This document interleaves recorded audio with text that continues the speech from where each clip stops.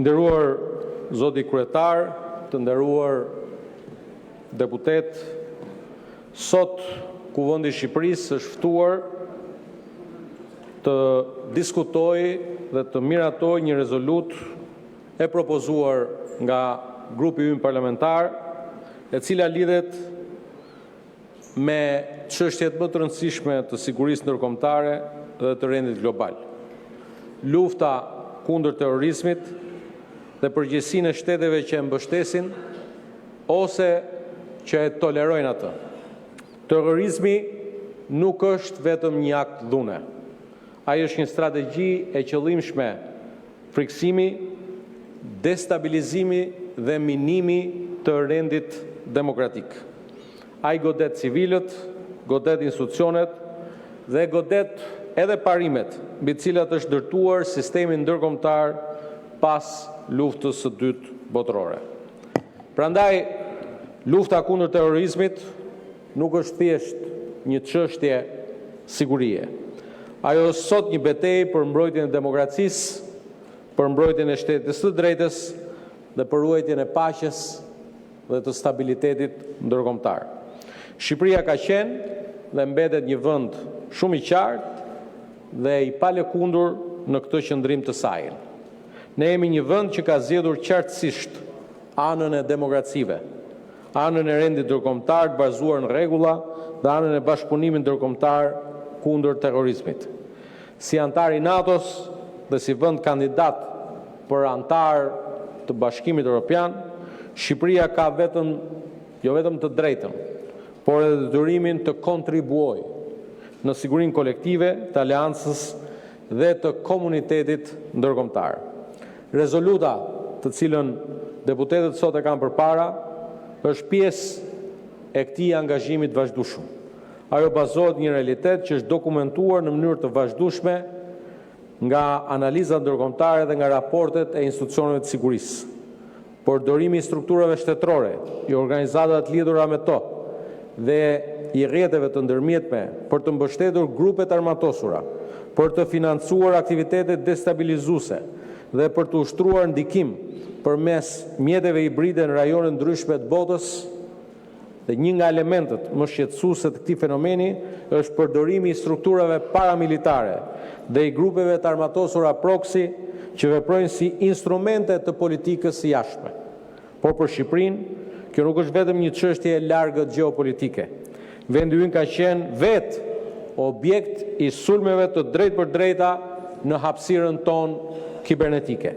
Sulmi i rënd i vitit 2022 ndaj institucioneve të Republikës Shqipërisë ishte një nga episodet më serioze të agresionit kibernetik ndaj një vendi sovran.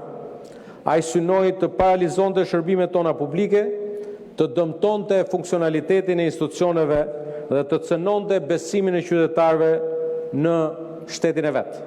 Shumë përpjekje të tjera janë parandaluar ose zbuluar në kohë.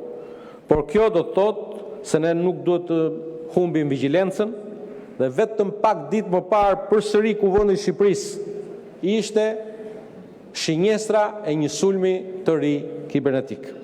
Këto nuk janë incidente të zakonshme teknologjike, këto janë akte të mirëfillta armiqësore që synojnë destabilizimin e institucioneve demokratike dhe funksionimin normal të shtetit.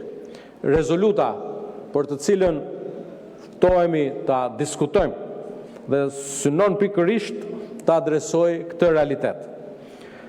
Në rezolut synojmë të dënojmë në mënyrë të qartë çdo formë të mbështetjes shtetërore për terrorizmin, të dënojmë përdorimin e grupeve proxy për destabilizimin dhe të dënojmë përdorimin e mjeteve hibride për fshirë sulmet kibernetike kundër institucioneve të shteteve sovrane. Rezoluta i bën thirrje qeverisë shqiptare që në përputhje me legjislacionin tonë dhe në koordinimin e plot me aleatët tanë të shqyrtoj dhe të shpallë Gardën Revolucionare të Iranit dhe organizatën Hezbollah në Liban si organizata terroriste, si dhe të forcojmë bashkëpunimin me partnerën ndërkombëtar në luftën kundër terrorizmit të sponsorizuar nga shteti dhe rrjetet e tij. Një numër i konsiderueshëm tani më, vendesh dhe institucionet ndërkombëtare i kanë marrë masat e ngjashme që propozon për të miratuar në këtë rezolut. Shtetet e Bashkuara të Amerikës e kanë shpallur Gardën Revolucionare Iraniane, organizatë terroriste që në vitin 2019. Në janar të këtij viti të njëjtën gjë e bëri dhe Bashkimi Evropian. Ndërkohë një numër tjetër vendesh anëtare këtu të Bashkimit Evropian dhe ndërto spikat Gjermania, Franca, Mbretëria dhe jashtë Bashkimit Evropian, Mbretëria e Bashkuar, kanë marrë masa konkrete për fshirë shpalljen si organizatë terroriste Hezbollahu. Në këtë kontekst, qëndrimi i Shqipërisë është pjesë e një përpjekje të gjerë, të koordinuar të komunitetit ndërkombëtar për të mbrojtur sigurinë kolektive dhe për të parandaluar përdorimin e terrorizmit si instrument i politikës shtetërore.